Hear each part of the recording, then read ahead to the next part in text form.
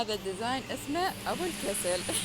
انه الدنيا قاعده تمطر بس ما مبينه بالكاميرا كلش انه تمطر، والواحد ما بيحي يطلع المظله لانه شايفكم اغرى فيحط اللفاف على راسه. هذا موديل جديد زين. وبعدين الواحد كل ما يتحرك تتحرك الكاميرا وياه تنهز، والكل دا يشتكي مني زوزو بس تحرك الكاميرا وين خلت تحملوه مع اوراق الخريف.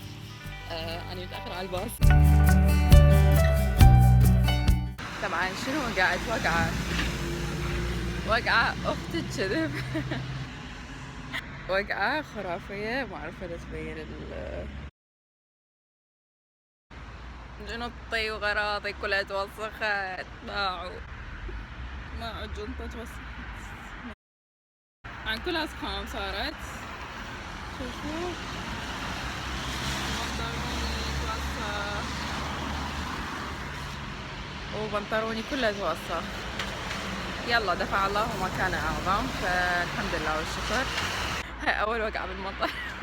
أوكي أنا زينة بس ماذا لقيت نفسي. واحد تعرفون من يوقع يبقى هيك مصدوم إلى أن فترة يستوعب. أنا حاليا فترة إنه دا أستوعب على الأغلب لأنه ما متعودة أمشي والقاع مبللة كلش هواية. الشارع كله أشجار، فأشجار أوراق الشجر أوراق الشجر مخلية القاع كلش تزحلق. فقدت السيطرة شوية، عندي تحكم طبعا برجل أكثر عن الثانية فتزحلق.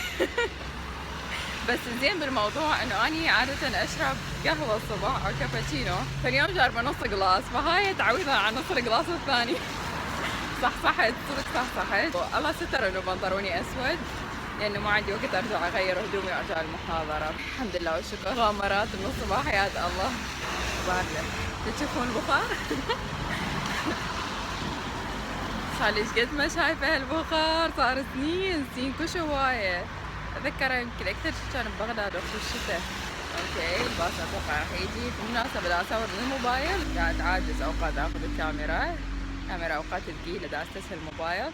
ترى الموبايل كاميرته حلوه يعني حرامات احنا اتوقع هوايه اوقات مظلمه. يوم الاثنين اصعب يوم بالاسبوع لانه بدايه الاسبوع محاضرات من الساعه 10 للساعه 5:30. تخيلوا ايش قد سالفة واحد صدق يهلك. ركض من قاعة لقاعة. هسه آخر محاضرة الساعة 3:30 حتبلش 5:30، وهذه قاعة الدراسة شوفوها. إن شاء الله نخلص اليوم من وقت. إن شاء الله إفراج من وقت. وهنا هاي إطلالة على البرة. هنا زميلتي. لازم نحتفظ بخصوصية الناس، مو ضروري إذا إحنا نصور كل شيء يعني لازم نصور رايح وجاي، لأنه يجوز هم ما يحبون هالشيء. بس حبيت أشوفكم قاعة دراسة ودعواتكم بالتوفيق.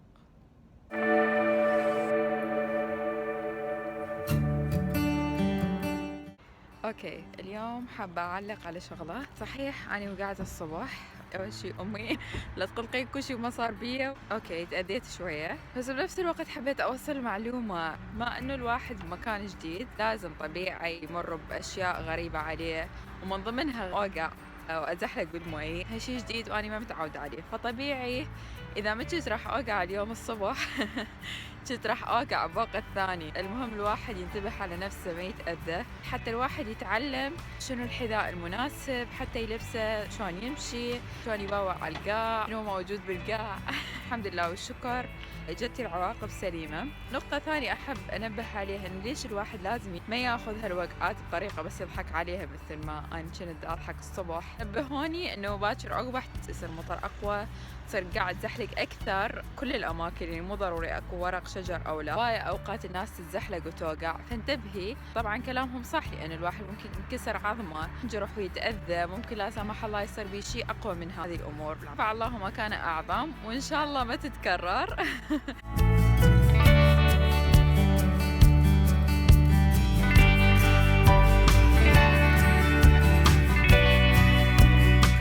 الواحد يتعلم. هاي الفكرة اللي حبيت أوصلها.